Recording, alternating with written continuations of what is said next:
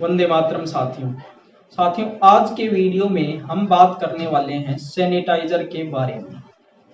साथियों हम सभी लोग जानते हैं कि सैनिटाइजर आजकल एक आम बात हो गई है और आजकल हम सैनिटाइजर इस कदर यूज करने लगे हैं कि जैसे यह हमारी जीवन शैली का एक हिस्सा हो।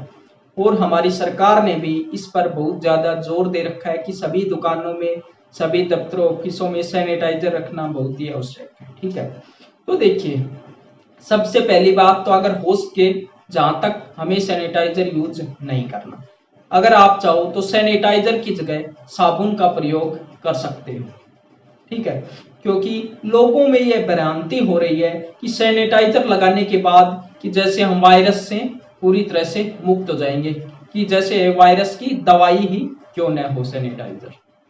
देखो बाजार में आजकल जो सैनिटाइजर मिल रहे हैं, सैनिटाइजर का बहुत ज्यादा नुकसान भी होता है। सैनिटाइजर हमारी रोग प्रतिरोधक क्षमता को भी प्रभावित करता है।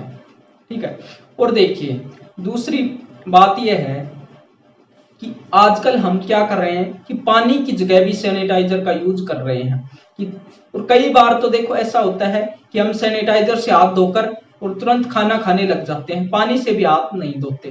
तो यह तो हमारे लिए बहुत ही खतरनाक है। ये तो आप सभी लोग जानते होंगे कि सैनिटाइजर में बहुत सारे केमिकलों का यूज होता है और ये केमिकल किसी भी प्रकार से हमारे शरीर के लिए अच्छे नहीं है। अब एक बार आप सोच के देखिए, आपने सैनिटाइजर से हाथ धोए, उसके तुरंत बाद आपने खाना खाए तो वह केमिकल हमारे खाने के माध्यम से हमारे शरीर में चले जाएंगे और शरीर में अगर केमिकल जाएंगे तो वो तो आपको पता है नुकसान ही करने वाले हैं, क्योंकि केमिकल कभी भी फायदेमंद नहीं हो सकते हमारे शरीर के लिए। अगर यह है इतना ही अच्छा है तो क्या हम इसको पी सकते हैं? क्यों नहीं पी सकते भाई? क्योंकि अगर इसमें केमिकल हैं और वो हमारे लिए अच्छे हैं तो हम उसको पी ले तो भी हमको कोई भी नुकसान नहीं होना चाहिए।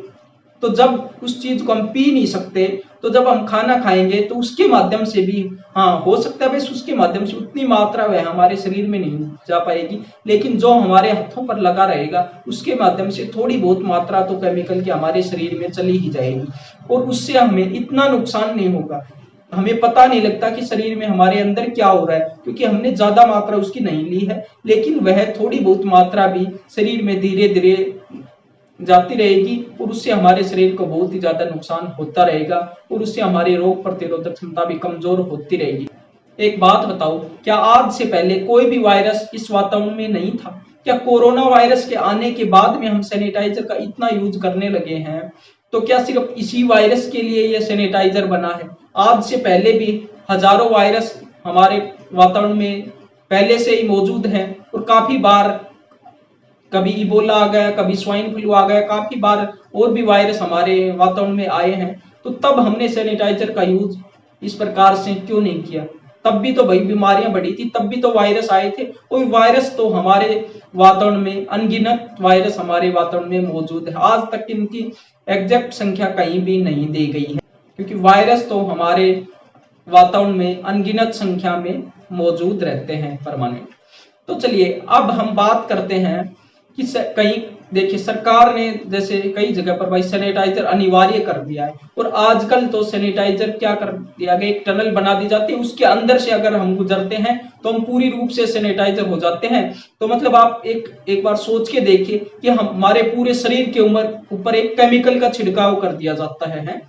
तो मतलब आप अब हमें बीमारियों से बचने के लिए अपने पूरे शरीर के ऊपर केमिकल छिड़ककर फिर वातावरण बाहर घूमना होगा। सोच के देखिए, क्या ये कोरोना वायरस इतना खतरनाक है कि उसके लिए हमें अपने ऊपर केमिकल का छिड़काव करना होगा? क्या उससे खतरनाक खतरनाक वायरस हमारे वातावरण में आज से पहले कभी नहीं आए कि ये आने के बाद में हमारे ऊपर एक केमिकल का छिड़काव कर दिया और पूरे दिन हम उस केमिकल को लगाकर हम वातावरण में घूमते रहे? तो दोस्तों अगले वीडियो है ना, उसमें हम इसके साइड इफेक्ट के बारे में विस्तार से जानकारी लेंगे। तो आज के वीडियो में हम बात करने वाले हैं तो फिर इसका उपाय क्या है। तो देखो इसके लिए मैं आपको एक उपाय बताता हूं कि हम घर पर भी अपना सैनिटाइजर बना सकते हैं। देखिए वो हम कैसे बनाएंगे।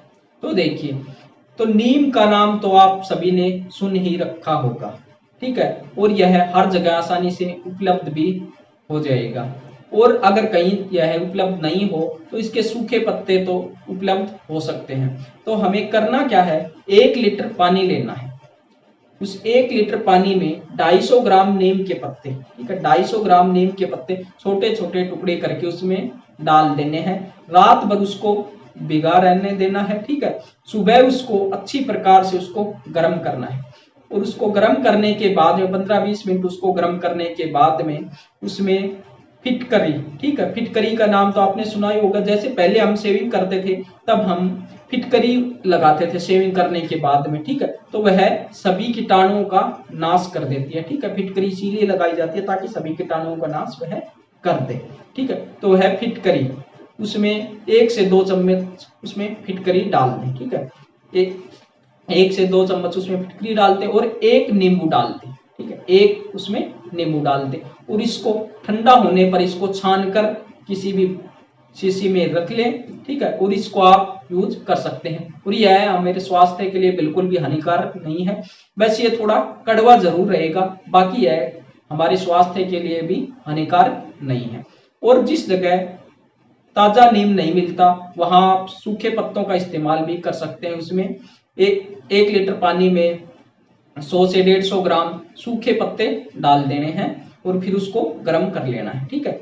और उसको भी थोड़ा अच्छी प्रकार से उसको गर्म कर लेना, बस वही उसको करना है। और उसमें वही 1 से 2 चम्मच फिटकरी मिलाना और 1 नींबू मिला देना और उसको छानकर हम यूज कर सकते हैं, ठीक है। और ये हमारे स्वास्थ्य के लिए बहुत ही फायदेमंद है, ठीक है। तो इसका प्रयोग हमें करना है। वैसे तो अगर हम नहीं करेंगे, अगर सैनिटाइजर का प्रयोग नहीं करेंगे तो भी कोई बड़ी बात नहीं है, क्योंकि आज से पहले भी बहुत सारे वायरस आए हैं और वायरस हमारे वातावरण में मौजूद भी रहते हैं।